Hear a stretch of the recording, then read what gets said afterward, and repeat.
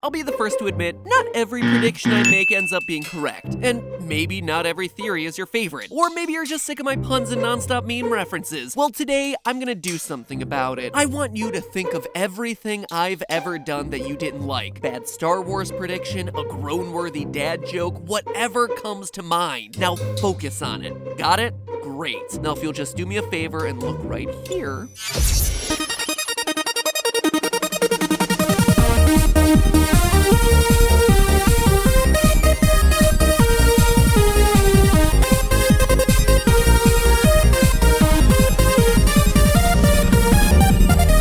Internet, welcome to Film Theory, protecting the world from the scum of poorly cited research. So after suffering my way through Bright on Netflix, widely hailed to be the worst movie of 2017, which it's not by a long shot, but it did provide me some great out-of-context lines, such as, "Fairy lives don't matter today." And, "You know what they say, once with the Dark Lord, always with the Dark Lord." I decided to take a trip down memory lane to revisit Will Smith's, well, maybe not his better early movies, but I at least liked them a lot when I was growing up. And first up on the nostalgia trip was Men in Black. Back from the time when Will Smith couldn't decide if he was an actor or a rapper. Sometimes he was both. Rushing on pretenders in the West, don't mess with us, cause we in the Wild Wild West. If you call Wild Wild West rapping or acting. That's what I do.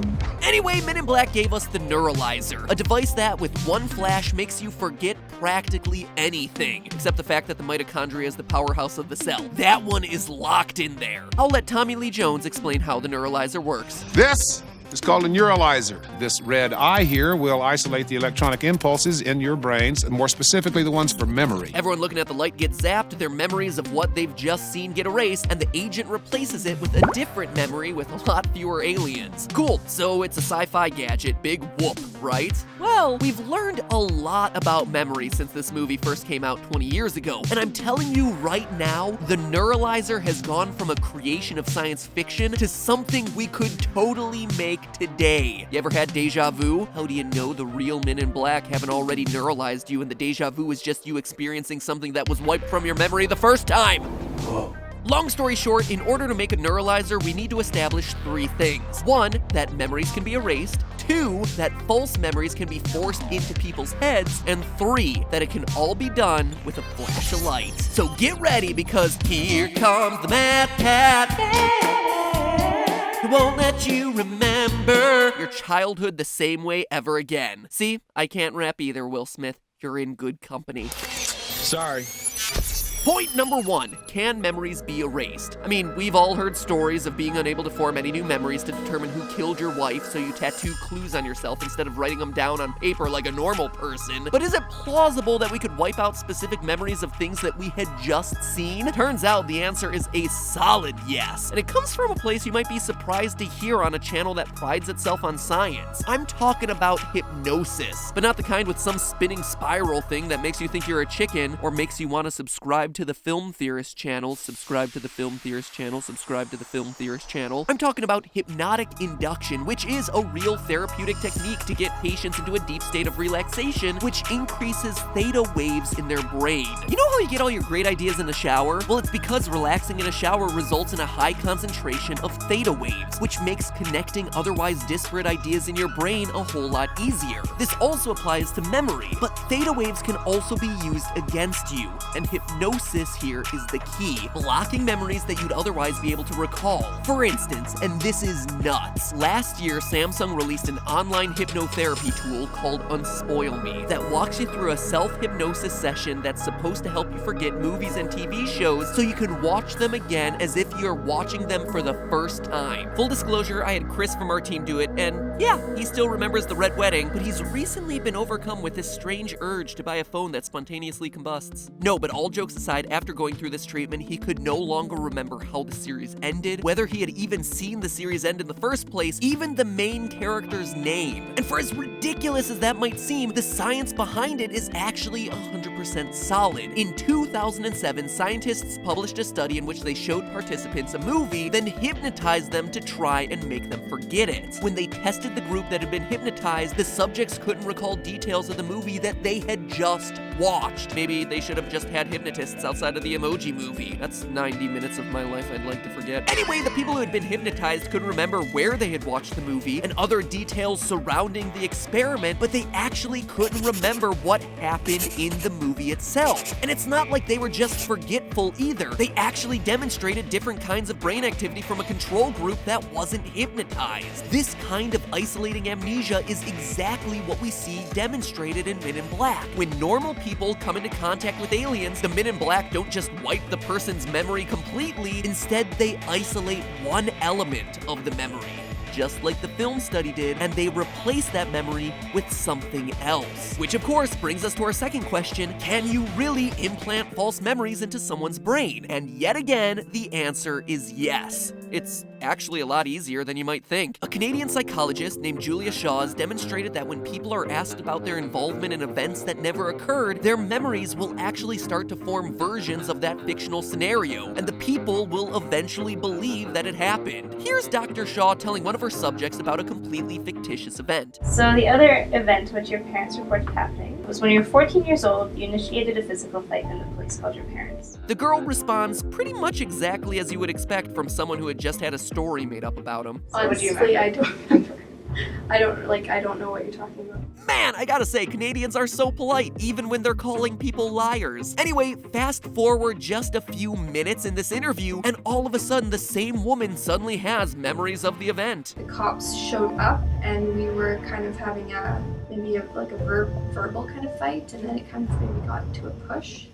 And then at that point, there was kind of cops coming.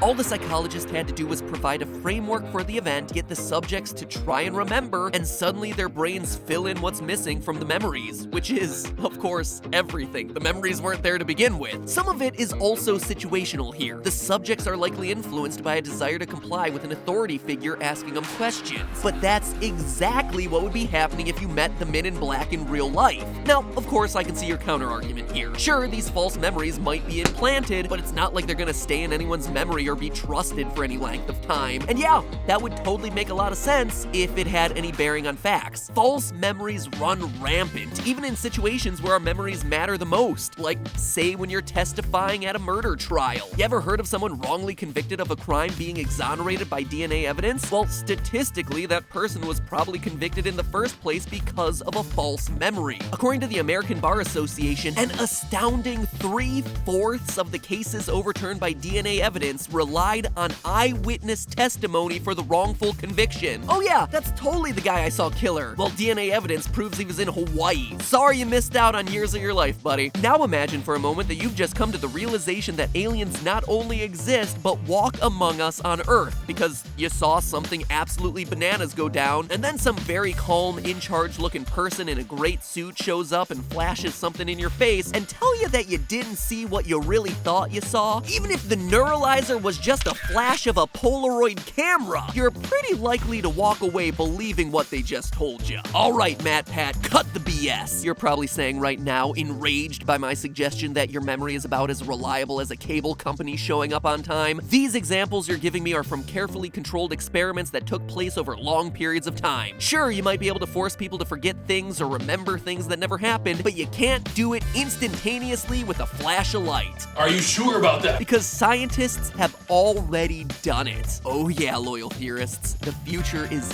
here. And to quote Mr. Meeseeks, it's getting weird. Optogenetics is a new branch of neuroscience that enables researchers to control individual neurons through electronic impulses directly into people's brains. It's pretty complicated, as one might expect electronic mind control would be, but here's the gist of it. Scientists can modify the genomes of mice to be particularly sensitive to certain kinds of light, and they can also map the areas of the brain that are stimulated when the mice is experiencing something that would form a good memory, like when it's eating food or when it's in its home. In this clip right here, a mouse is put into a bright box with no hiding place, and it responds with a fear response. It's cowering in the corner. It's scared of this new environment, right? But once they flash the light into the mouse's brain, they've basically turned on a switch that activates the good memory, and suddenly the mouse starts starts moving around the box like it's home. Turn the light off again, and the mouse stops immediately, dead in its tracks. Turn it back on, and it's grooming itself like it's back home. Turn it off again, and, well, you get the idea. Now, granted, mouse brains aren't human brains, but as we explored with Dan Harmon in the Pickle Rick episode, they're structured similarly enough that in a few years, this could easily get transferred into the human brain. It also proves Kay's assertion at the beginning of Men in Black that the light from the Neuralyzer is enough to interrupt signals in the brain. And this kind of on-off switch effect for memories actually coincides with what we see in later movies in this series. In Men in Black 2, we find out that memories that have been neuralized can be brought back. So it's not so much that they're getting deleted as they are getting switched off. So it would make sense that the Men in Black have developed a kind of optogenetic technology that can activate certain parts of the brain and shut off others instantly with a single remote flash of light. So there you have it. The Neuralyzer is physically possible. But in order for it to be practical with near-future technology, it would mean that every single human being would have to be genetically engineered to be sensitive to certain kinds of light, and then also have transponders implanted into their brains to receive the signals that were sent from the Neuralyzers. But in the Men in Black universe, that's definitely what's happened. The entirety of New York City is neuralized by the Statue of Liberty's torch at the end of Men in Black 2. So we know both that everyone is susceptible to this technology and that the Men in Black have engineered the world to keep their secrets under wraps. With all the alien technology they have access to, it doesn't seem like too big of a stretch to say that they're putting chips in all of our heads, and as long as they keep neuralizing us along the way, we won't know the difference. In fact, who's to say that we don't have chips in our brains right now, and that we've all forgotten the memory because we've already been neuralized? But hey, that's just a theory. A film theory. And cut.